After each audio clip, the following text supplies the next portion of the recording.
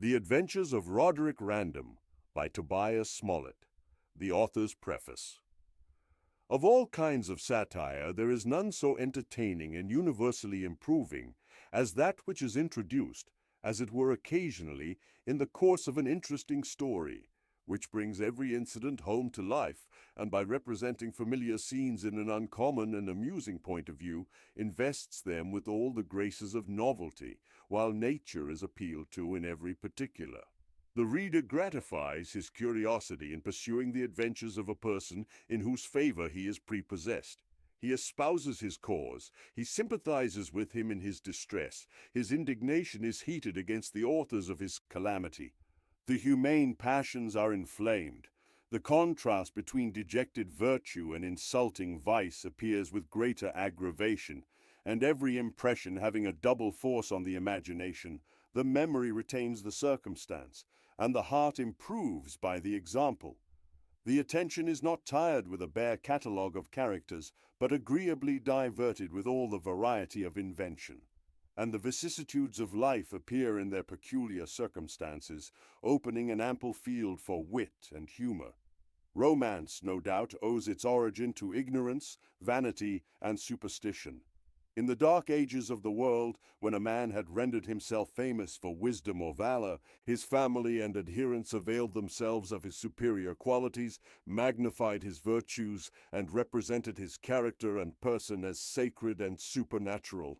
The vulgar easily swallowed the bait, implored his protection, and yielded the tribute of homage and praise, even to adoration. His exploits were handed down to posterity with 1,000 exaggerations. They were repeated as incitements to virtue. Divine honors were paid, and altars erected to his memory for the encouragement of those who attempted to imitate his example. And hence arose the heathen mythology, which is no other than a collection of extravagant romances. As learning advanced and genius received cultivation, these stories were embellished with the graces of poetry, that they might the better recommend themselves to the attention.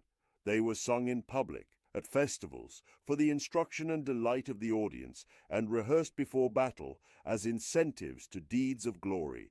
Thus tragedy and the epic muse were born, and, in the progress of taste, arrived at perfection. It is no wonder that the ancients could not relish a fable in prose, after they had seen so many remarkable events celebrated in verse by their best poets. We therefore find no romance among them during the era of their excellence, unless the Cyropaedia of Xenophon may be so called. And it was not till arts and sciences began to revive after the eruption of the barbarians into Europe that anything of this kind appeared. But when the minds of men were debauched by the imposition of priestcraft to the most absurd pitch of credulity, the authors of romance arose, and losing sight of probability, filled their performances with the most monstrous hyperboles. If they could not equal the ancient poets in point of genius, they were resolved to excel them in fiction, and apply to the wonder, rather than the judgment, of their readers. Accordingly, they brought necromancy to their aid, and instead of supporting the character of their heroes by dignity of sentiment and practice, distinguished them by their bodily strength, activity, and extravagance of behavior. Although nothing could be more ludicrous and unnatural than the figures they drew, they did not want patrons and admirers, and the world actually began to be infected with the spirit of knight-errantry, when Cervantes, by an inimitable piece of ridicule, reformed the taste of mankind, representing chivalry in the right point of view, and converting romance to purposes far more useful and entertaining by making it assume the sock and point out the follies of ordinary life. The same method has been practiced by other Spanish and French authors, and by none more successfully than by Monsieur Le Sage, who, in his Adventures of Gil Blas, has described the knavery and foibles of life with infinite humor and sagacity.